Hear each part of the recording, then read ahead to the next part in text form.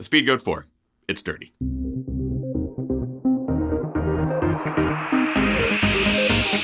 Ginger Runner.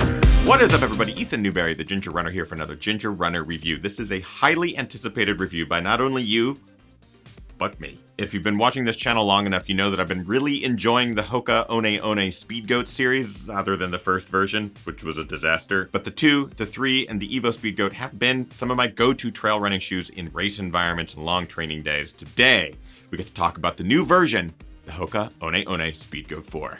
Oh boy. So yeah, obviously I've been anticipating this new version for a long time. There's been lots of talk about it improving in many ways over the 3, which has been one of my favorite trail running shoes, just because of its combination of grip, cushioning, comfort. It's almost had it all, but Hoka, being who they are, decided to do some things to the new version to make it supposedly better. First, let's talk about how the Speedgoat 4 is different than the Speedgoat 3. Hi.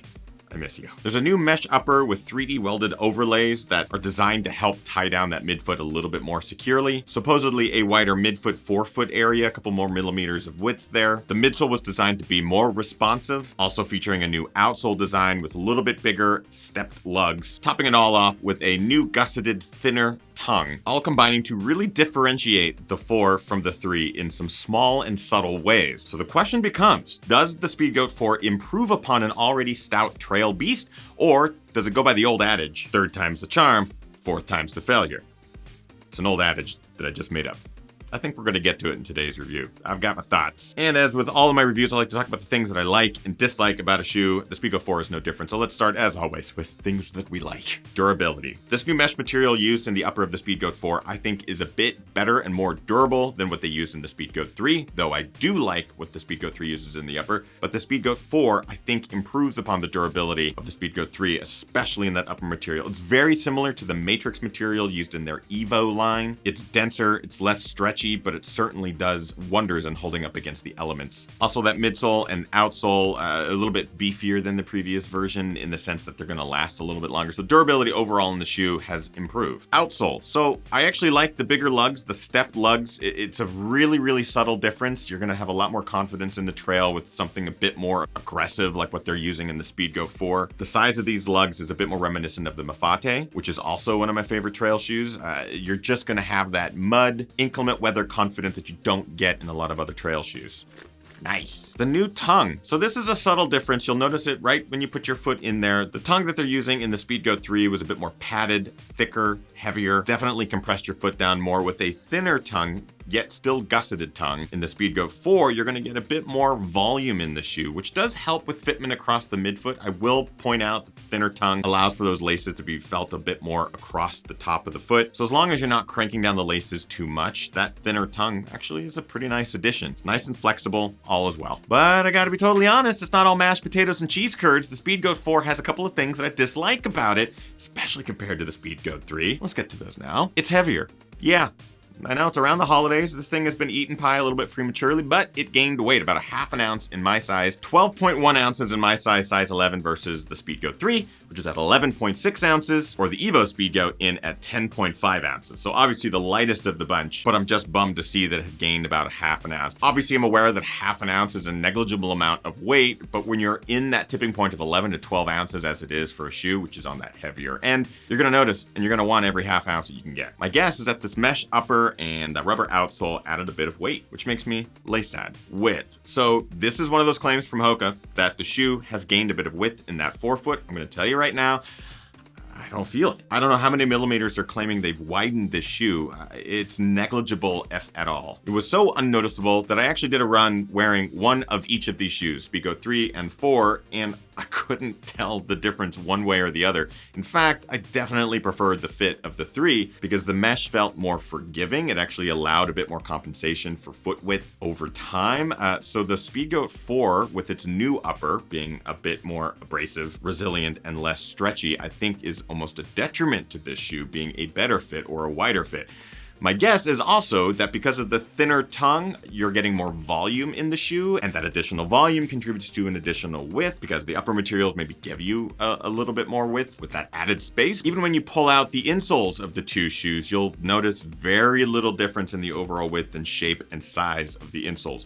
maybe a hair larger in the Speedgoat 4s, but again, it's a negligible difference. For those of you who are looking for a nice wide Speedgoat, this just isn't going to be it, unfortunately. We were so close. The hope was so strong, but we have come up empty-handed. And my final dislike is with the midsole. So they're claiming it is a more resilient, more responsive midsole, and I felt it. This is one of those claims where I was like, yeah, that is far more responsive than the previous version, which is kind of a bummer. I really enjoyed the softness of previous Speedgoats. I mean, the 2 and the 3 were fantastic. Even the EVO Speedgoat was a nice soft midsole material in a lighter weight package. So a lot of the things I loved about the previous version being softer, being great for long runs with the more responsive midsole, just it actually hurts the overall comfort of the shoe. I guess one of the pluses of having a more responsive midsole is that the platform is more balanced. A lot of times in Speedgoats previous, you'd find yourself kind of leaning towards the lateral side of the shoe because of the variations in midsole material, or at least the shoe's feeling softer on the lateral side. The new midsole has a lot less of that. It is a more stable, unaltering position in the shoe, but to the detriment of the overall comfort, which is a bummer. Bringing us to our conclusion. The Speedgoat 4, in my opinion, is not as great as the Speedgoat 3 or even EVO Speedgoat. It is not my favorite Speedgoat to date. It is better than the first version, which can be said about every Speedgoat that has come after. And while the shoe features a number of small, detailed, design-oriented changes, a couple of them contribute to the overall feel of the shoe being completely different and in a more detrimental way. But let's get more specific. So build quality, this is improved. I do think the upper material is really nice. It's very durable. It's not going to break on you as early as it has in some other versions. The midsole is pretty resilient. The outsole also very resilient. The materials they're using are increasing the durability. Therefore, the build is good. But on the comfort end of things, that's where those materials sort of influence how comfortable the shoe is. I think the upper now has room for improvement on being more comfortable. I think the midsole has taken a step back in its overall comfort. So it's not quite the same shoe that we're used to. Talking about fit, they claim a bit wider in the forefoot.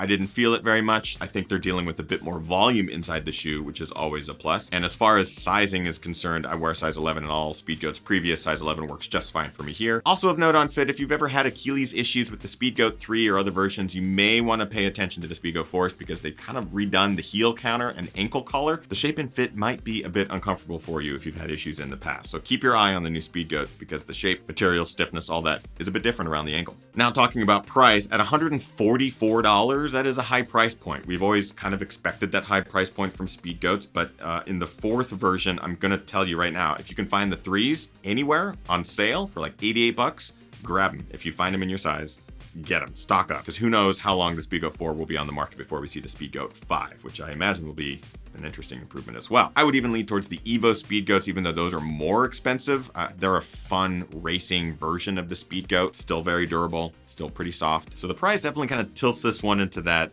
weird category of is it worth it? And finally, looks. I don't think this colorway is the best looking version of the Speedgoat 4. There are some other color versions that are actually pretty spicy and I like them. But you know, green, black, yellow, I'm here for it.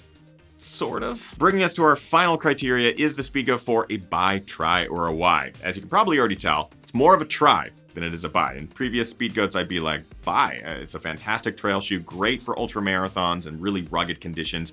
The Speedgoat 4 is not going to fit that same sort of realm. The fit's going to be a bit different. The comfort's going to be a bit different. So it's more of a try. If you are already used to the Speedgoats, you may like this version. I am leaning towards the older versions myself. So that is pretty much it, which is where I'm going to turn the tables to you. So my question, have you run on the Speedgoat 4? Is it a shoe that interests you? Is it comfortable? Are you wearing it right now? In the comments of this video, let us know what you think of the new version of the Speedgoat. One of the highly anticipated shoes from Hoka, for sure. If you want to find out more information or get a pair of the Speedgoat 4s for yourself, of course, I have affiliate links in the description of this video that take you over to Running Warehouse, which is the source of this awesome pair of shoes. So thank you, Running Warehouse. The affiliate links help us. It costs you nothing, so consider it if you haven't already. Otherwise, that's it for this review. If you liked it, make sure you like, favorite, and subscribe to this channel, youtube.com/thegingerrunner, and click that little notification bell. Also, we have social media accounts over there that you can follow for all up-to-date information, news, things that are happening. The Patreon page, patreon.com/thegingerrunner, is how you can also support this channel and get cool perks on the back end for as little as $1 a month. We have an amazing crew there, very supportive and beautiful humans. We encourage you to join the crew because they are just that awesome. And that's it for today's review. Hope you liked it. Get out there, trade hard, race harder, and party the hardest. Gingermas is coming. We'll see you guys next week. Bye-bye.